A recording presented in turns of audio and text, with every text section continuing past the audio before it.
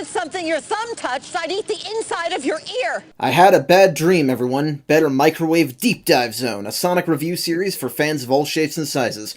Today, we seem to be just completely unable to shake this weird streak of kind of strange and a little bit messed up comics. These are slightly messed up, some of them, but not quite as much as last time, I don't think. I feel like there's been something unsettling in almost every issue. Whether it's like either something unsettling or just something that totally doesn't fit. Because we've got some stuff that totally doesn't fit this week. I think that's better. Stuff that just doesn't fit anything. Yeah, well, we're starting with something that I suppose does fit in that it has precedent in Knuckles number 25 here. Knuckles hit a milestone issue, everybody. You don't sound very excited.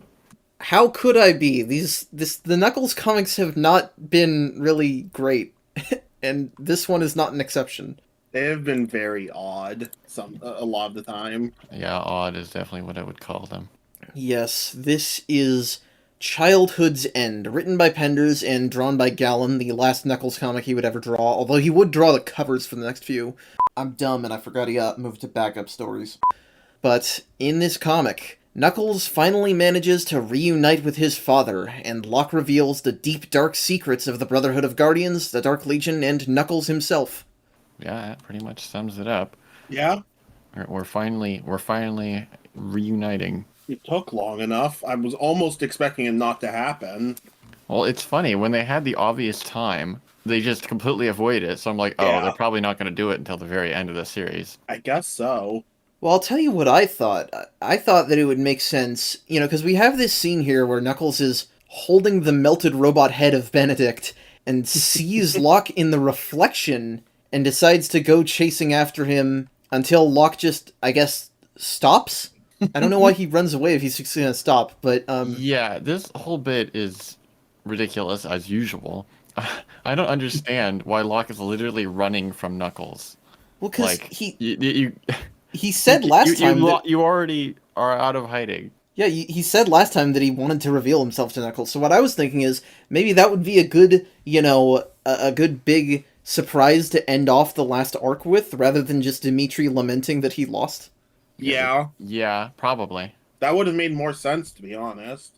And what especially gets to me that is more than that, it's not that I don't expect it at this point, knowing how Penders writes, but through all of Knuckles' frustrations, and all of the people who have talked about his dad, but he's never been able to see his dad, and now he's finally chasing after him, and he finally gets to him, and then he's just, really happy to see him.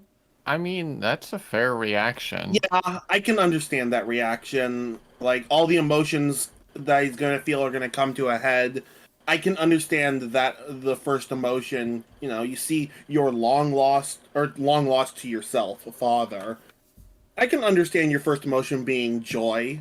I mean, everyone is different, and I don't know if this is true to Knuckles' character usually, but this is just comic Knuckles. And I could totally see a person being, completely forgetting all their frustrations when, they reunite with the long lost. Yeah. I would like if he remembered his frustrations later, though. I don't know. He's surprised to see Locke there, of all places, just randomly, because I am too. What was he doing there? I don't know. Well, that's a good question. Yeah, because he was back in Haven. He was retaking it with Spectre, so why did he come here to run away? Okay, I think he was like, I'll go see Knuckles, and then the last second he changed his mind, but then Knuckles saw him. Yeah, I think either that or he wasn't actually going to go not physically, but go actually meet with Knuckles. He just wanted to go see Knuckles. Oh, just watch him like he's been doing this whole time. This time actually in person. Not that that's any better. Yeah. Yeah, I don't know. It doesn't sit well with me. If you wanted to make it that Knuckles is forgetting his frustrations, I guess that's fine. But I don't feel like those frustrations are ever properly aired to Locke. So. Well, it should be a matter of Knuckles temporarily forgetting his frustrations when he suddenly gets to see his father again. Yeah, I should say I don't have the benefit of knowing where this goes, so I'm just taking it as it is here, and in this issue I think this is fine. Alright. Regardless, throughout the rest of this issue, Locke does indeed answer some actual questions. How their secret society was started by Steppenwolf. This was all built on a foundation of a bunch of extremely dedicated fire ants. That's what the fire ants do. Maybe I'm reading into this too much and just projecting what I think he should be acting like anyway, but Knuckles comes off almost as mocking when he's asking Locke about things, especially when he's like, so then what? One day, Bang, what's his face, thought I'm gonna start a secret society. It's really hard to tell because I never can figure out what Penders is trying to convey in his tone. Yeah. I like that, of course, the evil Overlander who is, secretly leading the people who want to betray them and shoot them is a Robotnik ancestor. Yeah, so I guess that just like means they all have those weird black eyes. Except when they don't.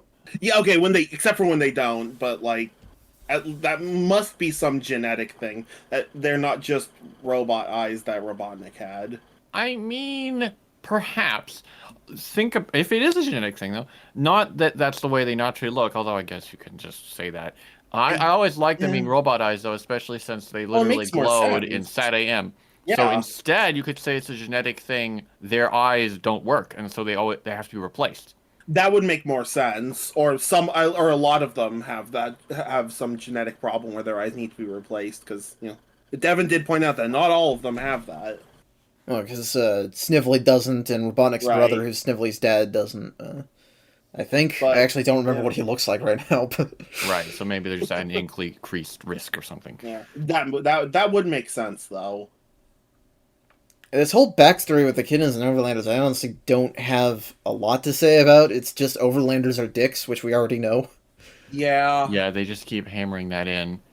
We do get to see more of the friggin' Brotherhood lineage, including Moonwatcher, who we talked about a little bit ago, who is even more Geordie LaForge than Fake Tobor was.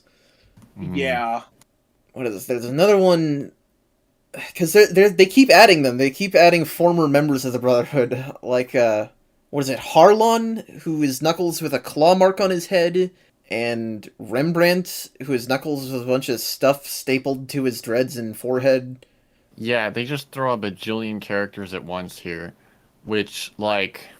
And, like, none of them, I'm guessing, are going to be important. See, that's what I was going to say. They're all dead. You can throw a million... That's true. But maybe they aren't actually. Or maybe there'll be time travel. Or maybe they'll have secret messages. Just because they're dead doesn't mean they can't be important. But, unfortunately, my expectations are too high. And no, that's not going to happen. Right. We know these comics by this point.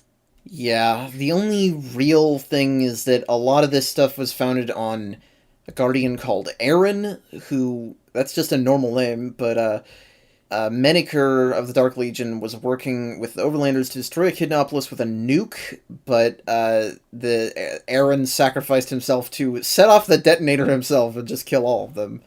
Fucking nuke. This scene is so weird for so many reasons. My biggest point of confusion is I can't tell if Aaron knew that Meniker was telling the truth and that actually detonated the missile, or if he thought he was lying, because he seems so gung-ho about, oh, I'm going to do this. So either he didn't realize that I actually set it off and thought it would deactivate it or something. You know, the classic, oh, you don't want me to do this and I'll do it. Or he actually knew it and he was just like, yeah, I'll blow myself up. It'll be great. Penders loves heroic sacrifices, so I'm thinking it's probably the latter, but yeah. Let's see, am I missing any? Oh yeah, there's another one, his brother called Jordan, who is next in line, and he has Knuckles with a square thing on his head. I'm just writing these because I don't know if it'll be necessary to remember any of them. It's probably good for one of us to try and remember that. Yeah, I did write down the whole lineage somewhere here, so we'll get to that eventually. I do remember you mentioning you did that. But, yeah, that's our requisite Echidna flashback for this issue, because we have something even wilder to get to, which is when Locke finally talks about Locke. So Knuckles is like, wait a minute. So wait, people got to know about Haven and stuff, and this wasn't all nonsense beforehand. And then Locke is like, yeah, I decided that I just didn't want to do it that way. I thought you needed to like have self-reliance because that will make it so you don't blow yourself up with a nuke. This is a stupid way to do that. Let me just say. Yeah, Locke's Yeah. plan, it's both bad, but it's also it's like isolationist kind of, and it's also very convenient for himself. Which it would be again, it would be masterful if you just said that all of this was him being selfish, but they never say that until there are different writers in charge. But yeah, Locke says, oh, I did this, and he basically confesses that he's been spying on his son this whole time, and Knuckles doesn't really have any reaction to that, because of course he doesn't. And then Locke gets into his reasoning for everything that he's done, why Knuckles is the way he is, etc., which is that the ancient walkers, which are basically God, Right. came to him in a dream and showed him a vision of Knuckles fighting a big Eggman bot in the 25 years later future. And I want to be clear, this is the robot from Sonic Live, piloted by Dr. Droid from the Image Comics crossover. They're still trying to make that canon. Of course. And he decided that this premonition was real, and he has to do everything in his power to make sure that reality came true, or that Knuckles would be successful or something. Which is... They just had to bring everything terrible together. Locke is telling a story about the ancient walkers, and then brings up the mess of that Image Comics crossover. Yeah, this can't be good. It's impossible. Also, it's a terrible design, because it doesn't even have legs, Yeah. it's just a big torso. I don't like the lack of legs. The claw is kind of Yeah. interesting. The lack of legs is weird. Of course, Locke's process for getting this future to happen, which also, if you think that that's going to happen, you maybe don't need to do anything, but also, it doesn't look like a good future. But in any case, his process for getting this to happen, he wakes up in the middle of the night in bed with his wife. He asks Aether about it, and Aether tells him, don't bother.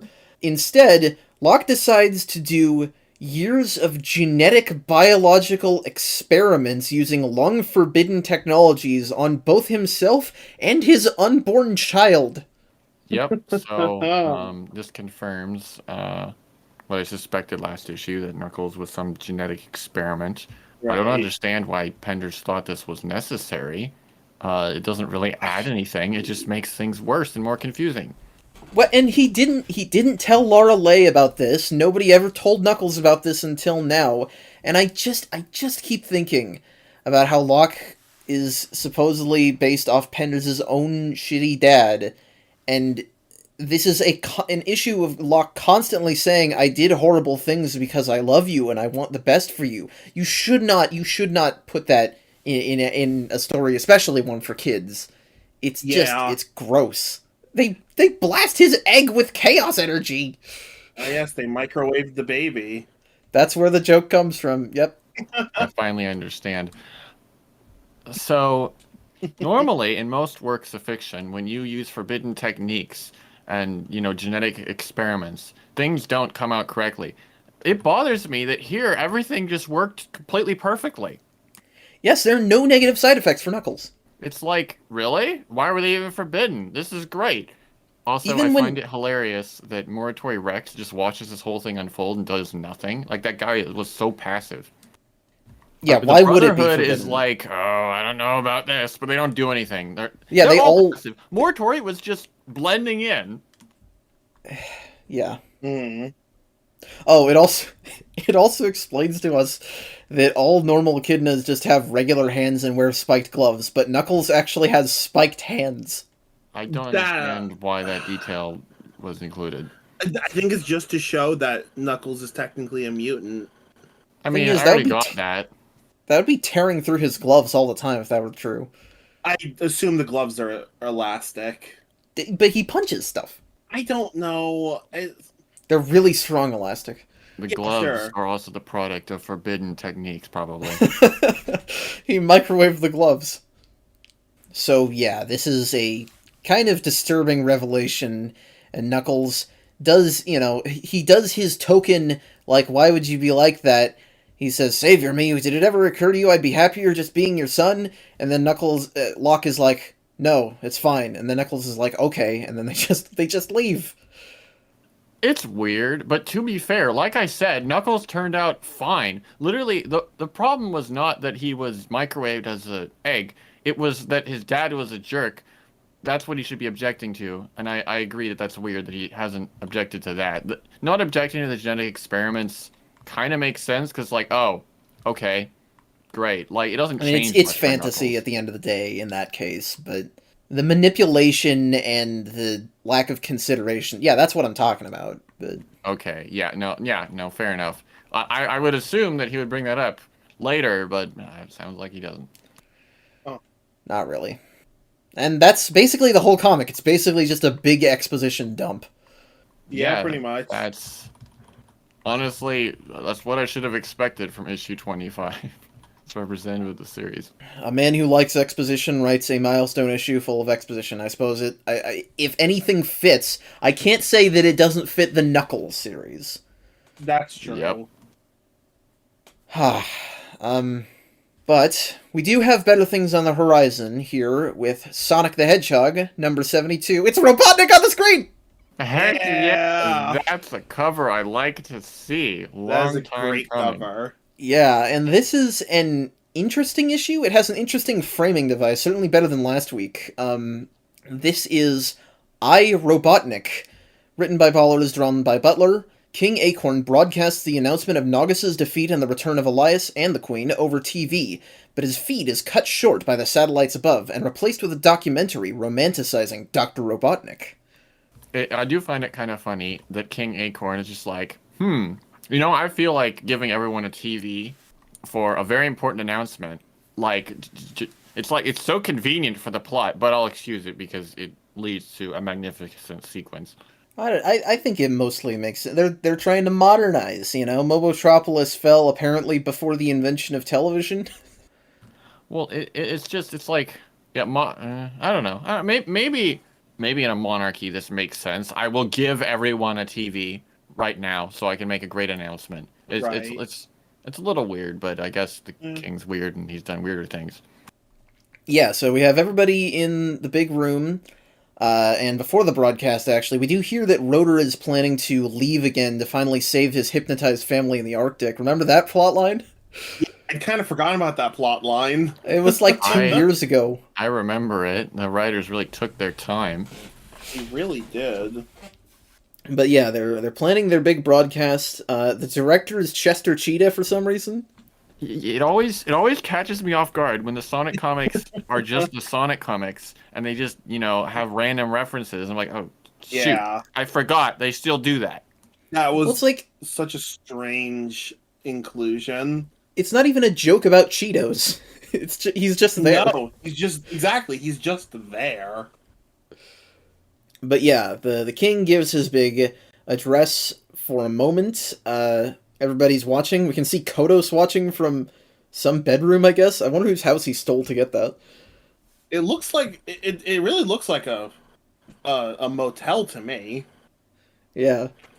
Like he's sitting there drinking beer and like a wife beater or shirtless, I can't really tell.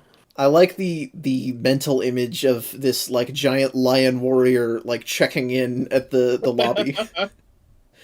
But regardless, satellite activation happens. I will say, it feels like they're dialing it back a bit, because it felt like they were dialing it up. It was just doing more wacky things, but now it just hijacks the broadcast, which is incredibly reasonable. Yeah, no, that's what satellites do in real life sometimes. Exactly. But yes, it replaces King Acorn's broadcast with some pro-Robotnik propaganda, which I'll say that I'd rather watch that. Honestly, it'd be more interesting. Oh, definitely. Especially this Robotnik propaganda, because it's not just a simple story. Like, the writers in the Sonic comics know how to just go over events, but make it entertaining, because it's all told in Robotnik's voice. It's lovely. Yeah, I love it. Like this is how you do a crazy lore dump. Screw the Knuckles comic. This is fun because it not only is, Robotnik's life history, but it Right. lies to you by taking facts that you know are established facts and presenting them from the opposite perspective by saying like, "Oh, Robotnik didn't do anything bad. What are you talking about?" It's so good. But yes, he was Julian Kintober. He had a brother named Colin. This image of the Robotnik family, they're a little weird looking. Yeah, Can't they all believe they look missed a the little. opportunity to bring Mama Robotnik into the comics. I'm not sure any of the staff on these watched Adventures of Sonic. Maybe Michael Gallagher and Dave Monick did because they had all the wacky early stuff with Scratch and Grounder, but Maybe she lost it later and changed her look. Anyway. yeah. But yeah, we've got that, and then we go into Nate and Robotnik's stuff and what's it called? Metropolis? Megaopolis. Megaopolis. Yeah. That's what it's called. In Megaopolis. And then we get an absolutely fascinating detail, which I'm like, oh, that is, I like that. Is that apparently the Ultimate Annihilator was originally going to be developed for use in the Great War. So it was an old design that Robotnik dug back up. Which explains why he may not fully understand how to use it. That does also very much feel like extreme overkill. This is why I like this detail. Is during the Great War, it wasn't just a group of rebels. Right. It was a whole race of Mobians. It was an actual war. And the Overlanders so far are displayed as like absolute maniacs. Right. So they would totally want to utterly erase their opponents. That's true. So yeah. it makes sense that it would be developed for this. Plus, it's Robotnik, who's already crazy, or Julian at the time, I suppose. Right. So I always thought it was a little weird, but I accepted it because it's Robotnik and he's nuts. That he would bring the Ultimate Annihilator just to defeat not whole village. That's ridiculous. But now it makes a lot more sense when it was actually for a different purpose. Yeah. Yeah. I find it, just the way Robotnik narrates everything is great. He says, Julian used his cunning to effect a heroic escape beyond the Mobian Badlands as they're shown stumbling through puddles, being chased. And it also refers to Jules and Chuck as two Mobian savages, even though they saved his life. Yeah, very ungrateful. That's also, well, actually, no, we saw before. There are flashes as the characters react to moments relevant to them. Because, yeah, at that point, we see Chuck comforting Jules, and we saw Nate earlier. I like that. Let's see. We get to see Kodos pissed at Robotnik for throwing him in the zone of silence as well. I don't know how they have the images of this on the TV, but I guess it doesn't matter. Oh, yeah, another interesting detail is that we now learn that Snively was a traitor that willingly joined Robotnik and defected. That's another neat detail. That's great. That is a good detail. And it's interesting because I believe the original plan for Sat AM was that they both ended up way in the future by accident. Interesting. Huh, that's weird. Yeah. And he's got the hair. Let's see. Oh yeah. I always have to highlight some of my favorite lines. After Robotnik does the coup and is taking over, he presents roboticizing everyone as the other Mobians took advantage of all the new jobs the good doctor had created and willingly volunteered. This is so similar to how some politicians talk. It's amazing. I guess it is. Yeah, so a lot of it is recap. I think that the stuff after Robotnik's takeover is kind of like, yeah, we get it because we've already seen it. But sure, yeah, that's true. I think they only really touch on details that are relevant, though. For one thing, they expand again. They're despite it being recap, they introduce a lot of new details. It says that apparently at one point Robotnik revisited Megapolis for revenge. Makes sense, but no one was there. They're now introducing something new right there, which is very subtly. Because I always wondered, well, what the heck? Where are the Overlanders? One Overlander shows up in Endgame for no reason. Right. And then I'm like, wait, what? That's weird. Now I wonder why more aren't around. And so, yeah, now they're actually addressing it a little bit. I assume they're going to expand on this more later. They wouldn't will. put that there for no reason. So Right. that is intrigue. Good. I like that. Yeah, that's some good intrigue. Yes. And they only bring up the whole Eve incident so that Robotnik can talk up Robo-Robotnik a whole lot. I wonder why that is. Well, and interestingly, it ends with, because they talk about the Ultimate Annihilator, and they show Sonic fighting Robotnik during the destruction of that, and I'm gonna choose to believe that the Freedom Fighters' explanation here is just, like, cope, because they don't want to believe that there could be any Robotnik mech, because they say, like, oh, well, we built the TVs out of old Robotnik tech, so it's probably just them glitching out. Because, that makes perfect sense. But we do find that when Snively was teleported away a couple weeks ago or whenever, he ended up somewhere. I guess it doesn't show exactly where, but it's on one of the satellites, which you should figure at this point. And holy shit, that sure does look like Robotnik. Oh, yeah. Heck yes. I love this image so much. I cannot overstate the hype in this moment. I am so ready for him to be back. It's so nice to finally have an actual, because we've mentioned before how they tried to build up both Nagus and Mogul as the next big villains, and then they very promptly dealt with, I assume temporarily dealt with Mogul, but still dealt with him, and Nagus was kind of non-existent for 20 issues. Yeah, both of them will come back, but neither of them made good interim villains. They really didn't. And I think part of that is because the writers didn't know what to do with them. And so they really needed a good unified villain, so thank God Robotnik is back. Yeah, that certainly contributes to it, the lacking of the villains that followed. But also, it's just, I think it's a matter of, for me at least, I didn't really realize how much I really loved Robotnik until he was gone for a long time. Yeah, and so that's it's like fair. Now it's like yes, give him back. He's great. I mean, for a lot of the comics, he felt silly and dumb, often easily defeated with ridiculous plots, but having a very satisfying defeat and then building it up, maybe not so great, but it was mostly fine. Some of the satellite stuff was nonsense, but he was well defined, if nothing else, as someone who could be both goofy and intimidating. Right. Yeah. Point is, just we love Robotnik. That's all we need. We love Robotnik, and it makes it all the sweeter him having been gone for a while. Yeah. Yeah. And on a completely unrelated note, we also have the final series of Penders' backup stories before we get to Sonic Adventure here. And at this point, I'm thinking of just going back to calling these Penders fuckabouts, although these ones are a little bit better than the Jeffrey and Tails and Amy stuff. But we have here Tales of the Great War, which I assume is what Tails is reading from that book. But it's written by Penders, drawn by Mawini, and in this, Tails and Amy read about how the tensions between Overlanders and Mobians first started. It started over a misunderstanding. An accidental shooting. Yeah.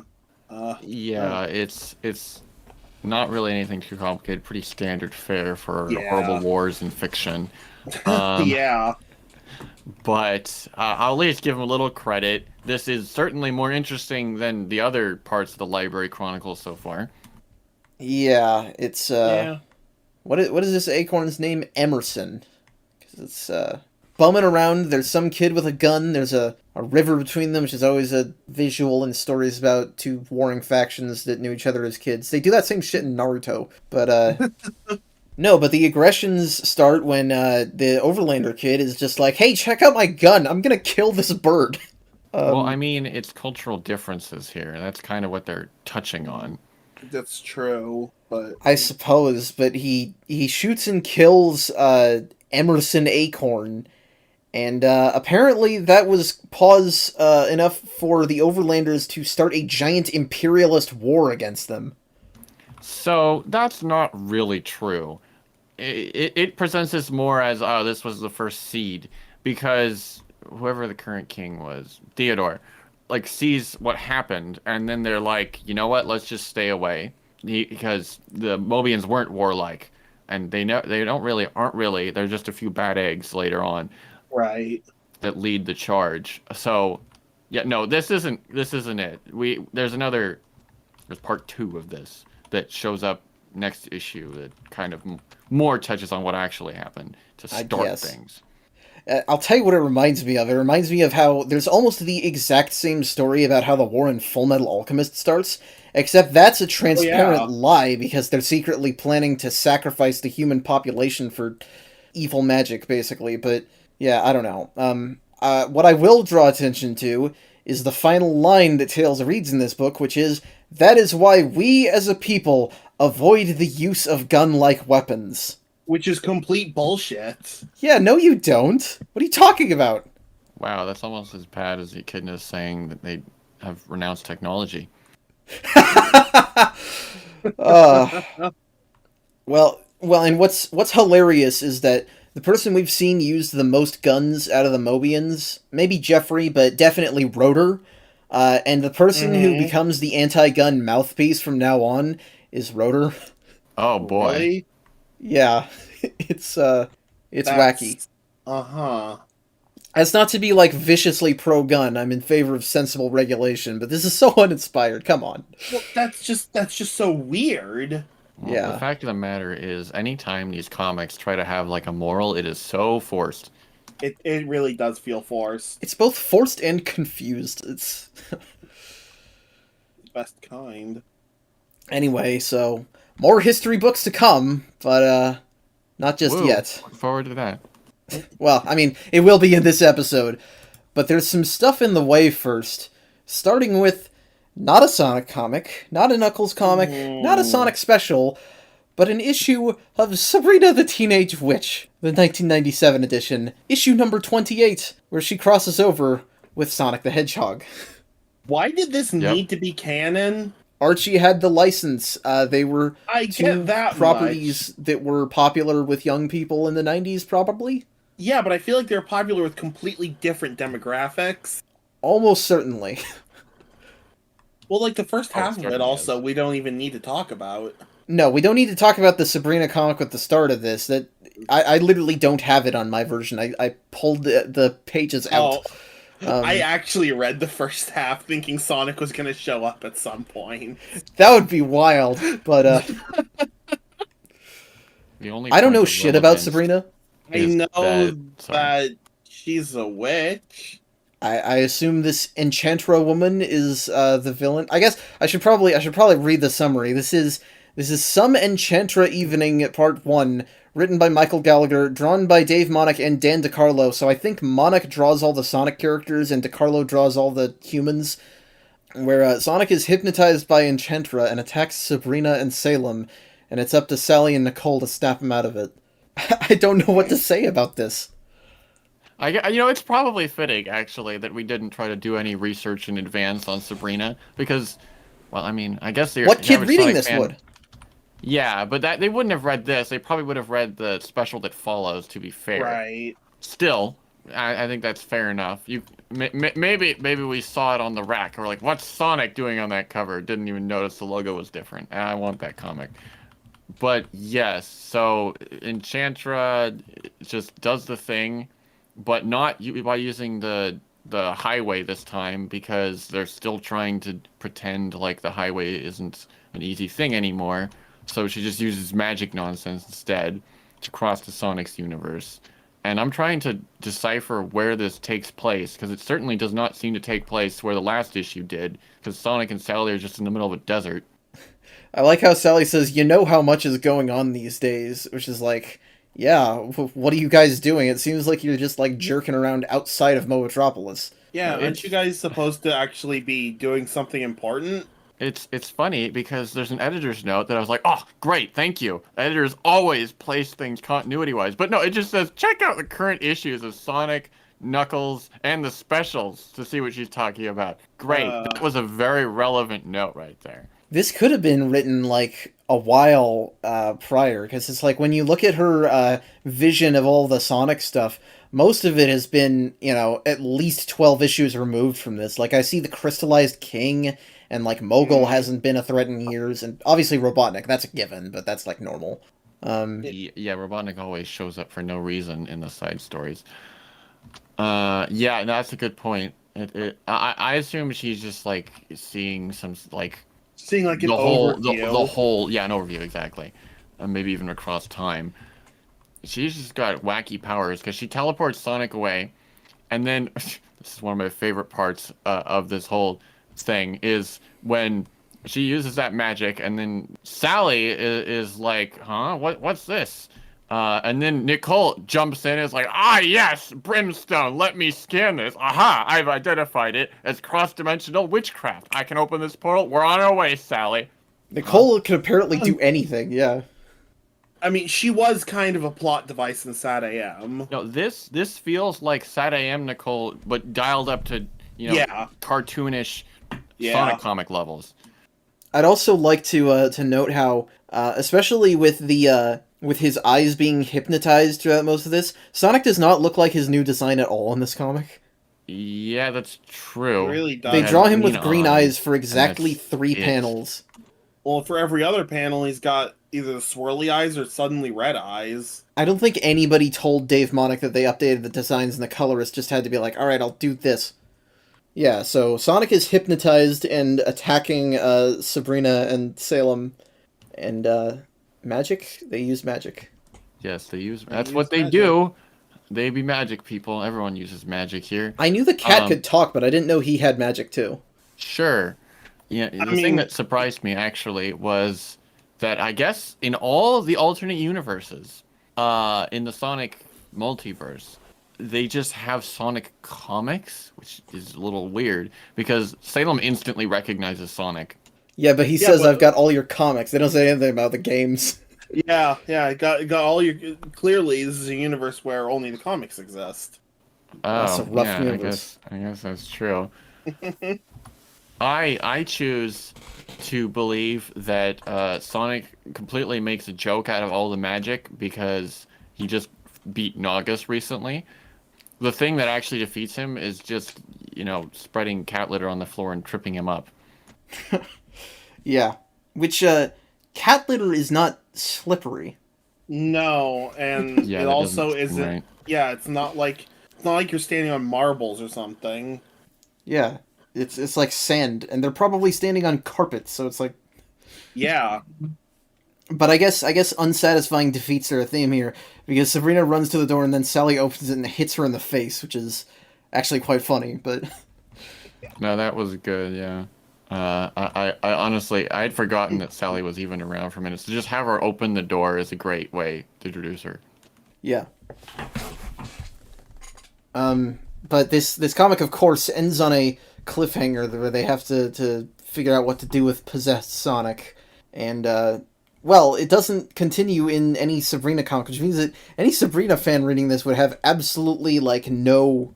It's like, why would I continue on to the next Sonic comic to read this? I don't care about this. Yeah, because you're just not going to get that much fan crossover. No, you're really not. Yeah, it seems like Archie just did it because somebody wanted to. Yeah. I'm surprised that Sonic never crossed over with Archie the series Archie. That would have made even less sense. Because at least Sabrina has magic. What? I guess... Oh, I mean... Okay. None of this makes sense, Bruce. Well, no, I know. That's why it's called War.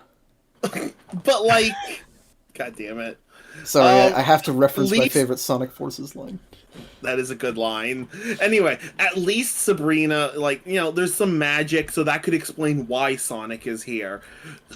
Sonic just suddenly showing up in Archie comics, that doesn't make any sense. I suppose it makes more sense if I'm thinking of, the crazy stuff that goes down in the Riverdale TV series. Then it would make sense for Sonic to be there. Well, yeah, no, that'd make 100% sense. That would fit perfectly with the unhinged writing of early Sonic comics. It really would. But yeah, let's go ahead and move on. Because there is more, but it's all contained within Sonic Super Special number 10, Crossover Chaos. Why the fuck is it in a super special? That's when all the crossovers happen. I know, but this, whatever. Go ahead and do your summary. We've got Sonic Underground on the cover. Don't you want to comment about that? I wasn't going to bring it up until we got to it. But yes, we have Sonic Underground of all things. What the actual heck? To be fair, between the two of them, I'd rather look at Underground, but yeah. Well, hey, we have another secret crossover on the title page where there's some graffiti of Mega Man on the top right. No, we're early for that. Yeah, okay.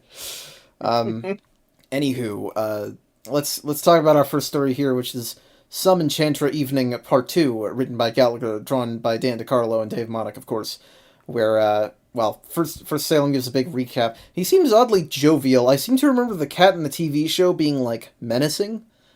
He was, like, sarcastic, but... Anyways, Sabrina teleports Sonic across town and finally fights him by doing some stuff while Sally deals with Enchantra. Excellent summary. Well done.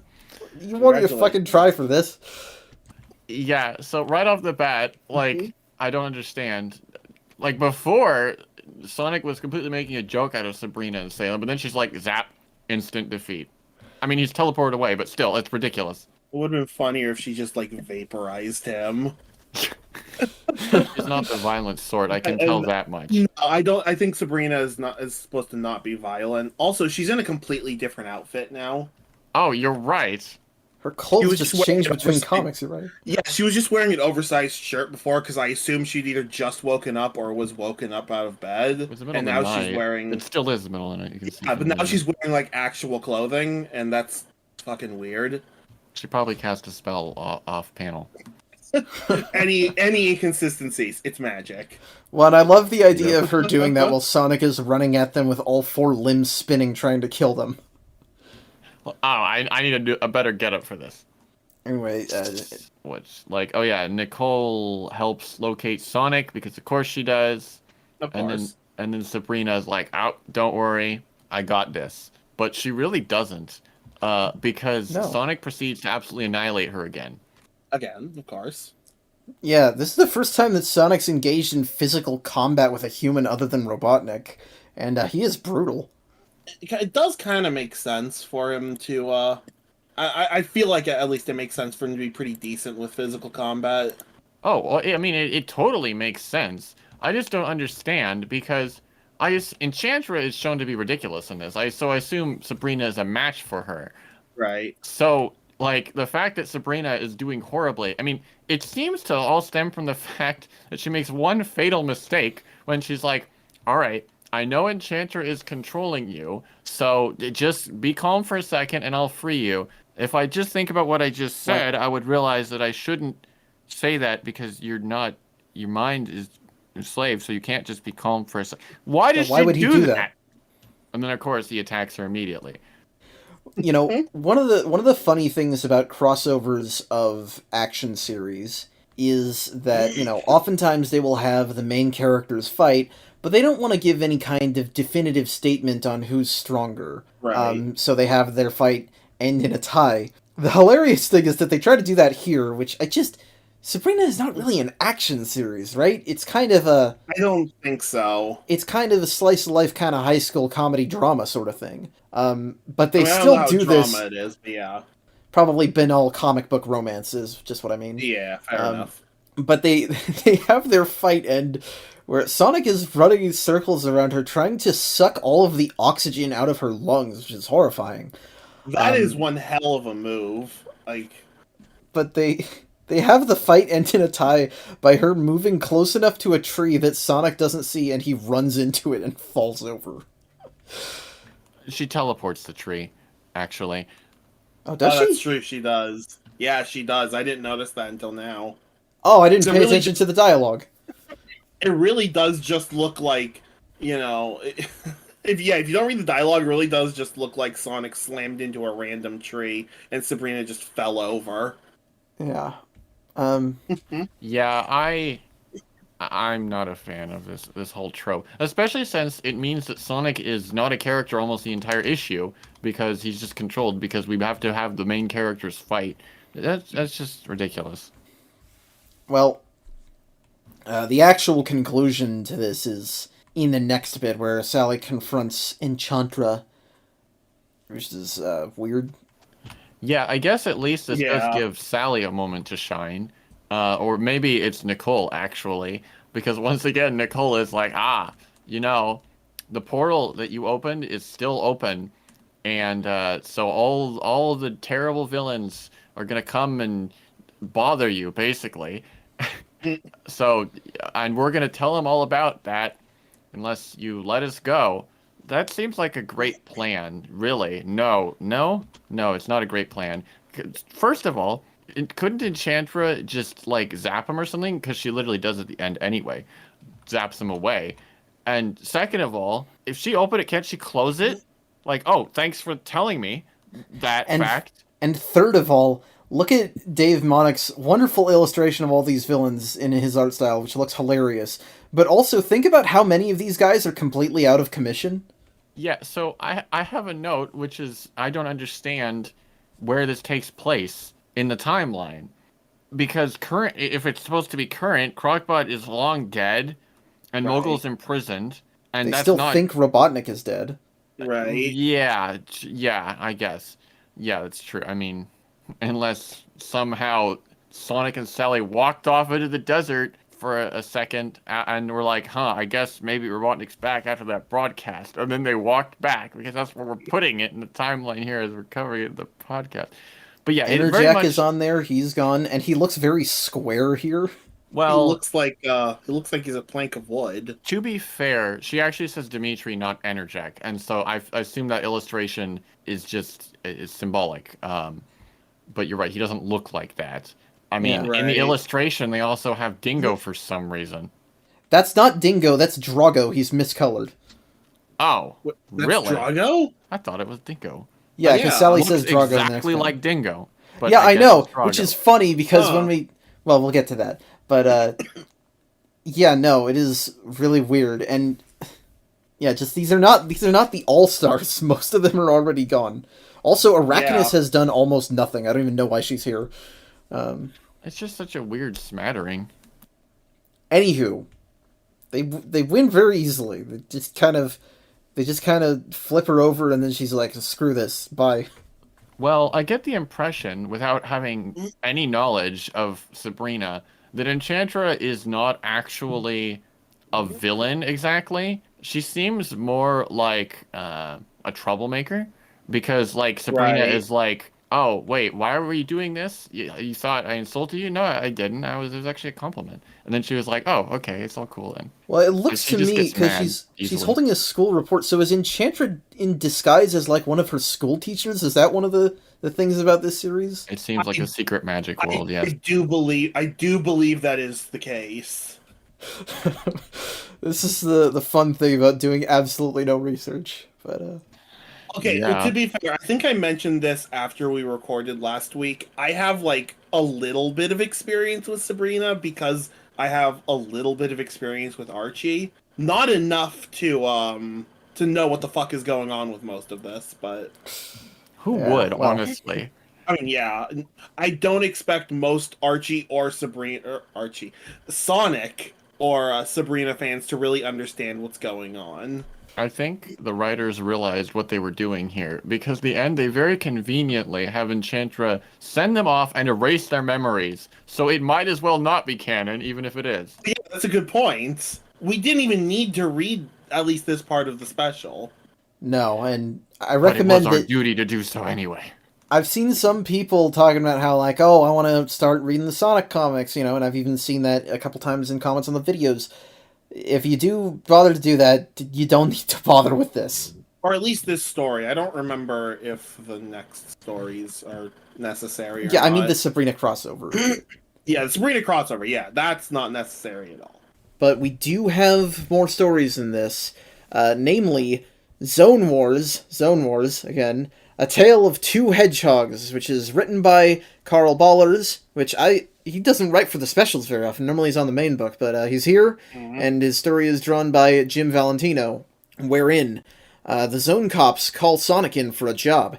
Evil Sonic has taken the pieces of the Giant Borg from Sonic number 19 and is colluding with Robotnik of the Sonic Underground continuity to attack Sonic, Manic, and Sonia. There are many things just in that summary that I would have never expected. This is the first time we've seen Evil Sonic in a real long time. That is true. So long that Antoine got a beard. Yeah, they tweaked the designs a little bit again. Fair enough. I mean, most of them barely showed up. But yeah, I like how we start out in Moebius. They don't call it that yet. And we just get, honestly, really silly moments. These characters are just ridiculous for the most part. But apparently I do like the redesign for Good Robotnik, which I guess they now call Kintober. It's Ivo Kintober is this one, yeah. Yeah, he's thin. It's almost like his Fleetway design, not quite. And then there's just a whole bunch of just silliness. There's so many reversals just thrown in a row, as opposed to the main plot. It just is too much. Like, apparently Sally threw their own dad into the zone of silence. Yeah, okay. I actually really like that. I like her being bored and saying, "Why aren't you, as cool anymore, Evil Sonic? You helped me do this horrible thing." And now you're lame. And the reason that this Mobius is so polluted is the anti-freedom fighters are just lazy. And they just, like, toss cans on the street. And they just wreck the planet. It's wonderful. One of my favorite bits, though, is when Sonic and Sally are just, like, sitting on their thrones, like, being so bored. And then Antoine tries to kill Sonic. And he's just like, "Hey, Antoine, you chill out. It's the 4th time you tried to kill me this week." And Sally, which I guess Evil Sally and Antoine have, like, more of a thing in this universe, which is actually kind of brilliant, given all the crap that we've gone through in the main series. But I like that he's like, "You tried to kill me 4 times this week," and Sally says, "Honestly, can you blame him?" So it's not just that they're amazing. It's not just that they're evil freedom fighters, but they all hate each other. Or maybe they just all hate Sonic. I don't know. To be fair, Anti-Sonic does seem to be, like, the worst of. Maybe not the worst, but, like, he's a prick. Yeah, he's a massive prick. So yeah, back in the main timeline, the regular freedom fighters are just out doing their designated leisure activity of the special, having a picnic, and so Zone Cop tells Sonic that you need to help. I hate that they retconned the whole interdimensional travel thing into being difficult again, but then immediately say, "Oh, no, the Ultimate Annihilators made it easy again, so, Evil You is just running about completely free." Like, what was the whole point? The point was to have this big room where there's a million screens with alternate versions of Sonic on them. Yep, it's very Night of a Thousand Sonics-esque. Speaking of, now the Giant Borg is back, apparently. Honestly, I like deep callbacks like that, always. I appreciate. Yeah, no, it makes enough sense. It had its pieces taken by all of these various Sonics, and Evil Sonic has been going around gathering the bits up to rebuild it. And apparently the last piece is in the Sonic Underground universe. Which, so he goes there, and it sure is Sonic Underground. I do like that they have to differentiate between the Sonics, and so their way of doing that is by having Underground Sonic have one stray quill that goes up. I mean, he has a medallion, and his eyes are a different color. Well, yeah, they could have just, differentiated them by, letting people use their brains and realize Underground Sonic is still classic designed. Yeah, he also has the classic Underground Sonic problem of miscolored arms. He's got it on one page. Oh, does he? Brilliant. Yeah, page 12. I find it funny that in the universe, the Underground gang is apparently very forgettable because Sonic literally forgot about him. He's like, "Oh, they didn't show up before because I just forgot." They were busy. Wow. There's a full-page spread recapping Sonic Underground, complete with that show's very weird character designs, wherein they completely miscolor about half of the characters. seems about right. Yeah, they go through all the trouble of explaining the entire series backstory, even though they don't really do a whole lot in this issue with the underground universe. It's strange that they thought that was necessary, but I guess that's part of the course we're explaining. This was actually a promotion since Underground hadn't aired yet.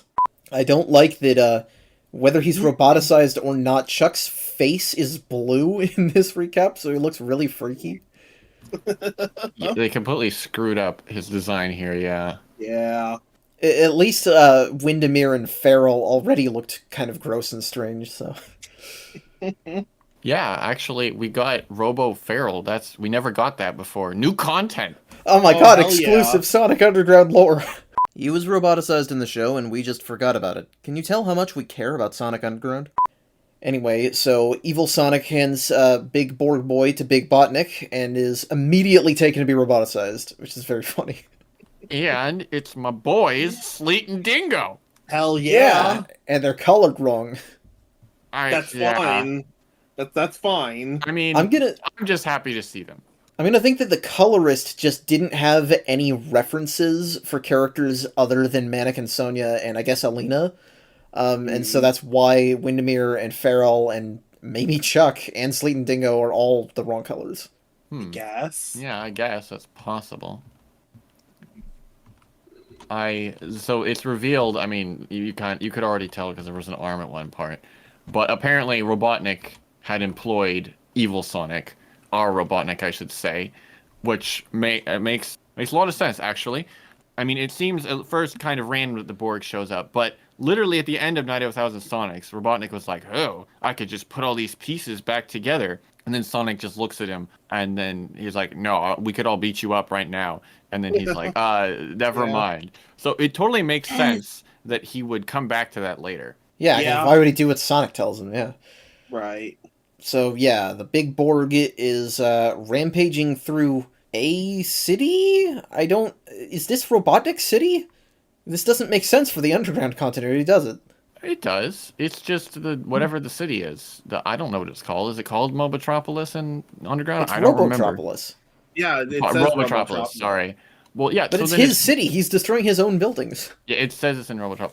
Well, it's just for the memes. It's just for the memes. Those are probably buildings owned by the aristocrats or something. Maybe.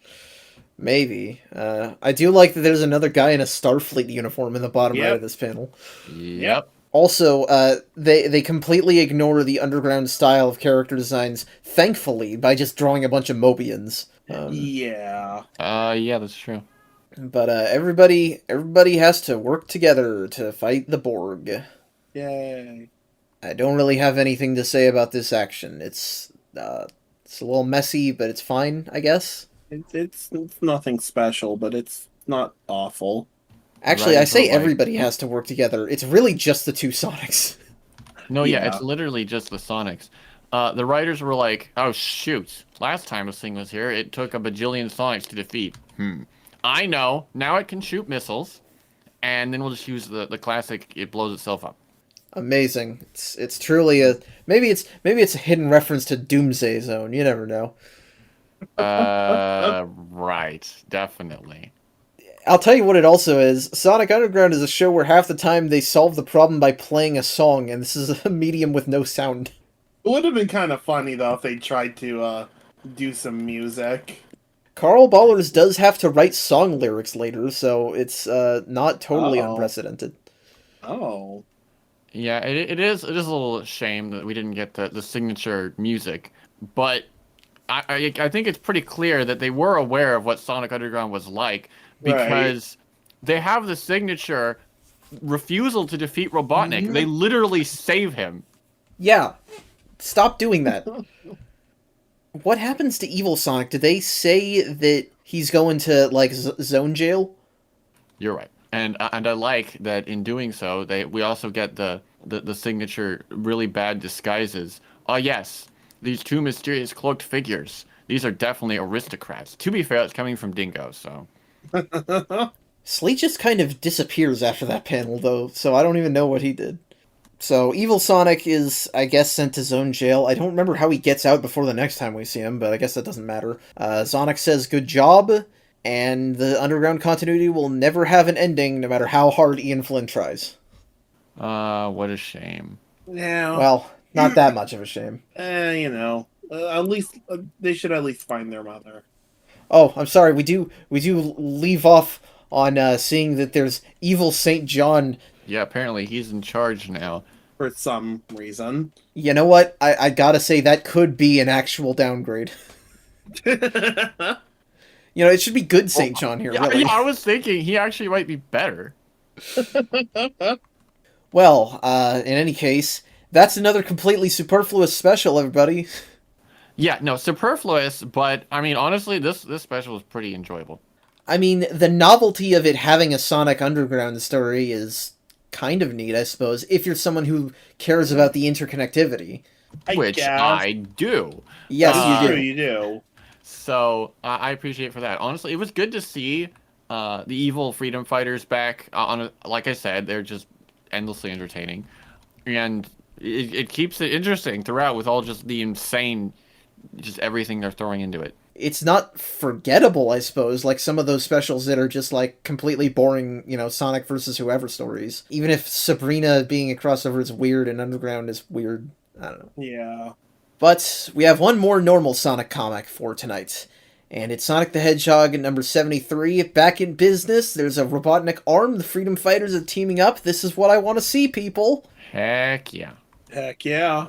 Starting with The Truth Is Out There, written by Ballers, drawn by Butler. The Freedom Team discusses the strange events of the past few weeks and their connection to the mysterious satellites orbiting Mobius.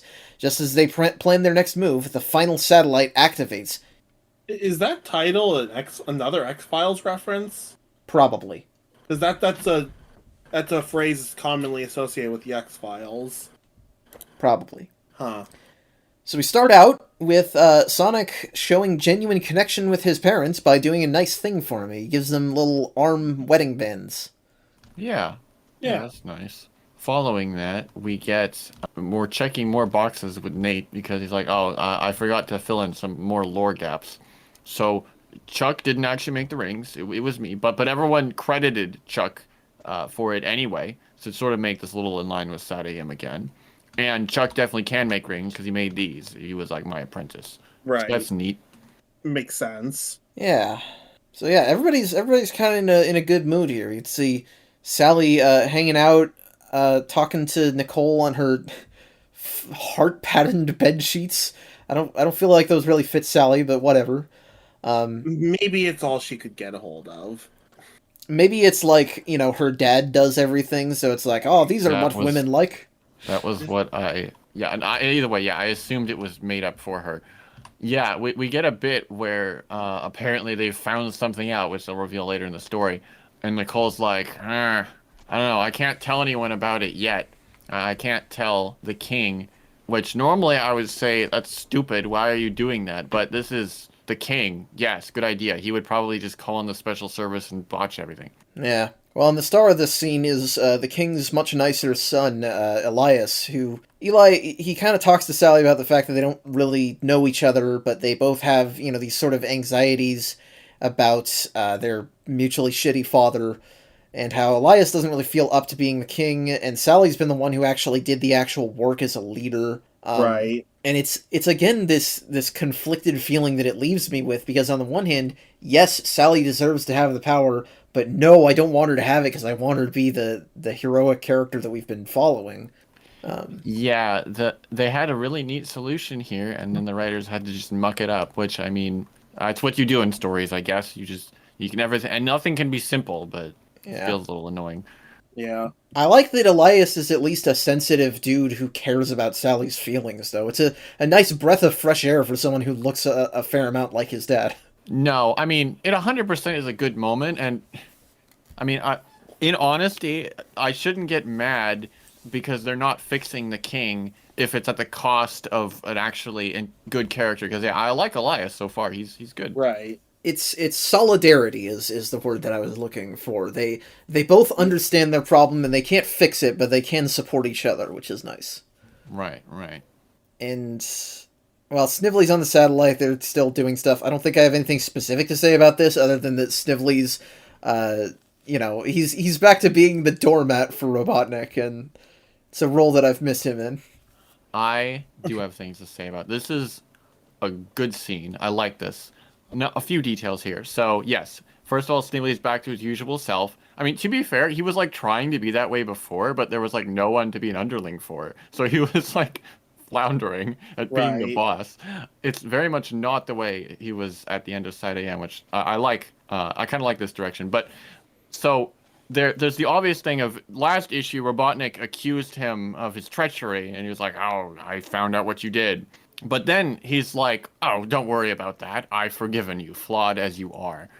Which first you might be like, "Huh?" But I really like this because I always wondered what's the deal with Snively and Robotnik. I mean, the obvious answer is he just needs a second in command of some sort, and Snively did help him originally, so we kept him along, I guess. But I take this as Robotnik genuinely cares for Snively in some small capacity, because that really neatly explains why he keeps him around despite all of his treachery. And this moment here, that line, it very much seems like you're a mess, you're on the floor groveling, but I kind of like you. Like, that's totally the way I interpret this. Yeah, Yeah. it's good. So we cut back to the. It really looks like they're sitting on the floor of Sally's bedroom like it's a slumber party, but it is very funny because you have like 5 teenage furries, 2 children, and an old, rigorously detailed man. That's Archie comics. It just makes sense. They go over the stuff that the Robotnik satellite's been doing. This is kind of a recap issue in a lot of ways, but it's also a getting our bearings issue for the fights to come, so it's fine.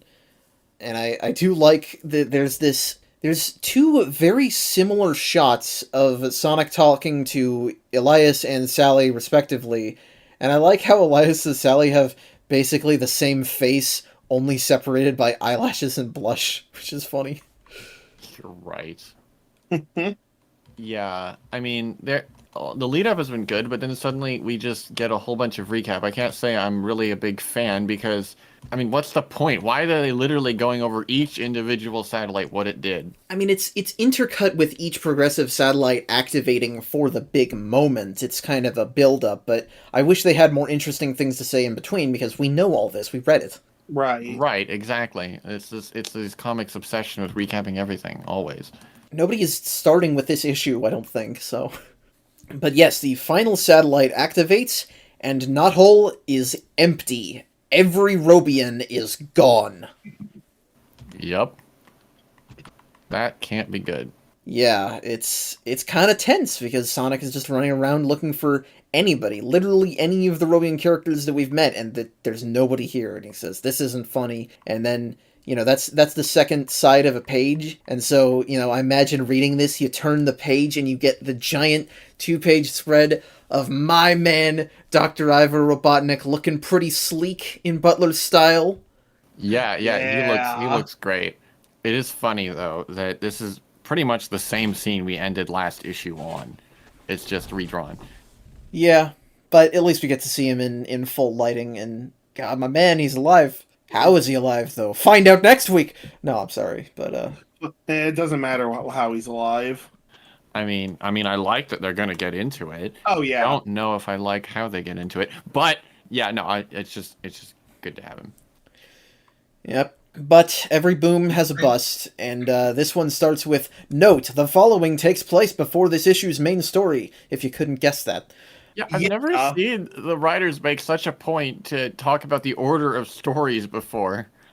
And yeah, it's pretty obvious here, so it's weird. Well, yeah, because Chuck is here. Tales of the Great War Part 2, Penner's and Winnie. Uncle Chuck reads the story of how the Great War began aloud to Tails and Amy, because, yeah. Like, it's more of this, like, I can kind of figure how it happened for the most part on my own, because we already know who planned it, who was in charge, who did stuff, who betrayed who. Yeah, these details are kind of unnecessary, and yeah, easily guessed. I have to note, before we get into that, though, there's this funny moment where Chuck is like, yes, the library, I've been here, it's the best storehouse of knowledge in Mobius that I'm aware of. And there's an editor's note that says, Chuck is not aware of Albion. So, like, Penders just had to talk up, like, oh, no, my stuff is way grander than anything. The Knuckles comics are just the best, guys. They do, yeah, he does that all the time. They said, you know, like in the Haven base, in like the Jeffrey and Elias arc of the Knuckles comics, they said something like, oh, this Robotnik has nothing on this place. And there's, I think, one point with the Dark Legion where they say, these guys could wipe the floor with Robotnik. And it's like, shut up. Yeah. So yeah, Nagus and friggin' whatever this guy's name is, Kodos, they worked together, but Kodos needed to betray Nagus because I guess he's just power hungry, I suppose. But it didn't work because Nagus was probably planning on eventually betraying Kodos anyway, but he just gets sealed in the Zone of Silence anyway, so it doesn't even matter. Both of them do, actually. Well, it's funny because the writers are like trying to like be like, oh, it was a series of events that led to the horrible war. You know, they're trying to expand it instead of just like, oh, it just happened. But they actually, in explaining it, they dumb it down again because it seems like the whole war just started because Kodos and Nagus wanted it. Yeah, they just was like, oh, I want power. No, I want power. Well, I'm going to get power by starting a war, even though you're manipulating me into starting it, by going to some Overlander and Mobian kids and just killing them. Yep. Yeah, pretty much. It's not clear exactly what it has a crack sound effect, so maybe he snapped their necks? I think that's the idea. That's a little fucked up. So, yeah. I will say, unfortunately, there's a bit of lore that they established here that is a downgrade from what I would have assumed. Apparently, Nagus just hid in the Zone of Silence of their own accord in this canon instead of being imprisoned, which is weird, and I don't like that as much. Well, and also it doesn't make any sense, because how is he going to get out? Well, yeah, well, also, good point. I feel like we have also been told that Robotnik put both Kodos and Nagus there. Yeah, and the King. And the King, yeah. They definitely said Kodos and the King. They may not have said Nagus. I just assumed it because that's what SatAM said. Well, yeah, that's why I assumed it as well, but I swear I remember the comics at one point mentioning it. Because it makes sense. Yeah, well, yeah, it makes sense. Penders is so obsessed with, like, lineage and history, and then he phones it in and makes something worse than the readers could have imagined on their own. Yeah. It's very weird seeing him handle characters he doesn't care anything about, yeah. Yeah. So, yeah, that's it for this week. We had some good stuff. Carl Baller's pulling his weight this week, I would say. Yeah, definitely. Yeah. Pender's doing his usual thing. I don't have anything specific to criticize about it. I think that Knuckles story is tone deaf, but, you know, that's me always. But I had a significant amount of enjoyment for at least some of this week's comics, so that was good. I don't know if we rank these, because it's like, I would definitely say Sonic beats Knuckles, but there was also only one Knuckles comic. We've had instances where there's only one Sonic comic, and we've ranked them. I think I'm still willing to give it to Sonic because, you know, Knuckles got a big lore dump this week, and I think it's somewhat equivalent to maybe a couple issues. Fair enough, yeah. All right, well, Sonic is definitely better. I think we're all giving it to Sonic this week. Yeah. Oh yeah, I mean, Robotnik has returned. You cannot beat that. We got the egg gift. The egg gift. That wasn't the egg gift we wanted from Knuckles, though, was it? No, it was not. Well, the egg gifts, the egg pile doesn't stop from getting taller. Next time on Deep Dive Zone, where we are taking a mission into space, and it's going to be real cool. And there's also going to be a Knuckles romance arc that is very funny. I don't know if it's good, but it is funny. It's a lot less cool. It is not cool, certainly.